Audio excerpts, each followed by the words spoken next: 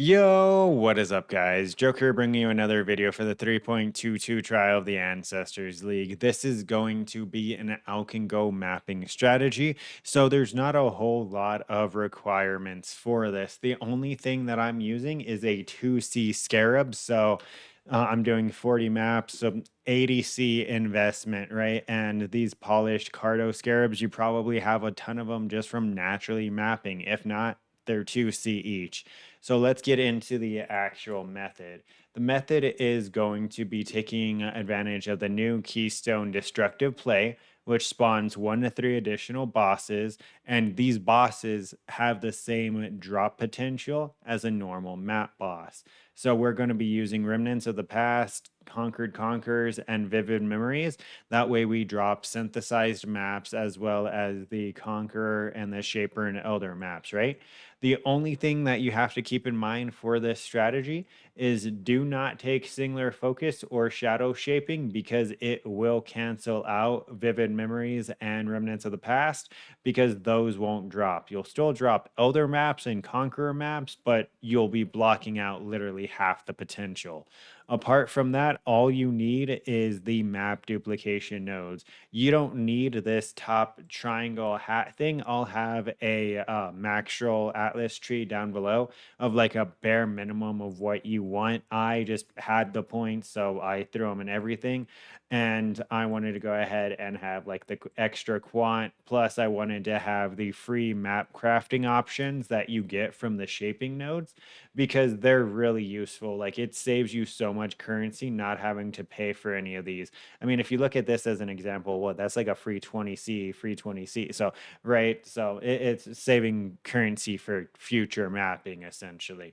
But that's pretty much it. I'm going to be running 10 maps and then I am going to be doing the Maven 10-way fight and then rinse and repeat. And we're going to see how much currency we make just natural Alch and Go with destructive play. Hey guys, real quick, if you get any benefit from this or any of my other videos, if you wouldn't mind liking, subscribing, commenting, it does really help me out. It allows me to put more time into it as well. So I really do appreciate it. Okay, this is bullshit. This happens every time. Every time I try to make a video, it goes ahead and it's just, oh, start of the map, random Scarab Blue Goblin. So I'm going to put those in the map tab, but I don't know if I'm actually going to be counting them towards the profit. All right, and we just finished the 40th map.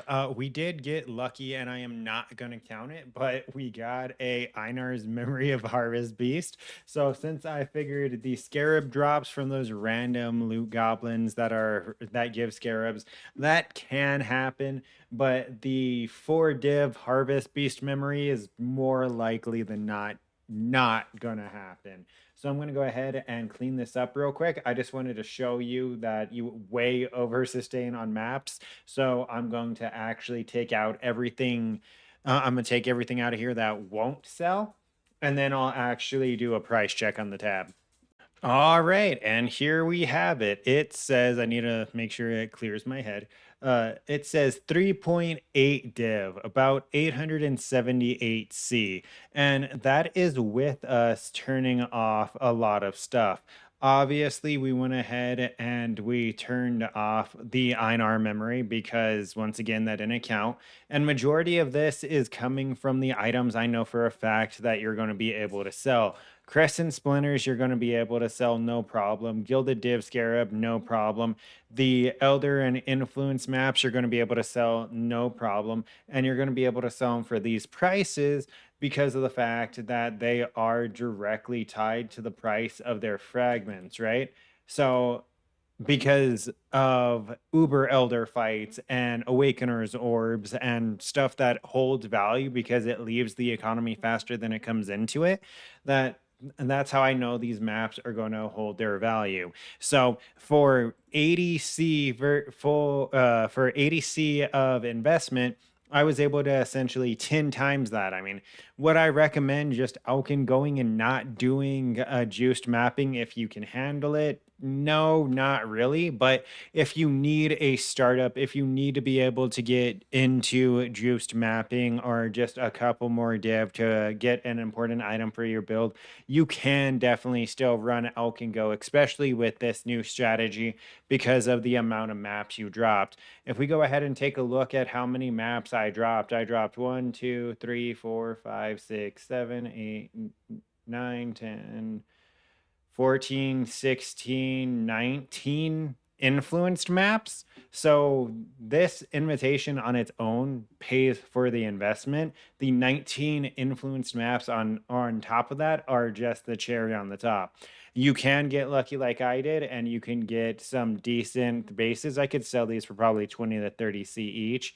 And then I also got this harvest memory. Last night, I was running this strategy before I was recording, and I dropped 2 Awaken Wed with like 4 Cortex. So I'm really glad that I'm not counting that version of it because it was just Cortex after Cortex. And then I dropped Awaken Wed in a map, and then I dropped it in a 10-way. So I feel like that was not a good estimate of what the amount of profit you were going to make. But since now that I've seen both ends, I'd say that you can make a solid 3, 4 div an hour just running this with Alk and Go maps. If you don't want to buy sextants or scarabs, which I would strongly recommend you do, because mapping is something where the more you put into it, the more you will get out of it. You will never make more with an Alk and Go strategy than you do with a juicing strategy. I'm sorry, that's just how the game works. But that's pretty much it. I'm going to be retesting Ritual because I've gotten a lot of complaints. So that's going to be one of the next videos. And then I'm going to be doing a video on Breach and see how that goes.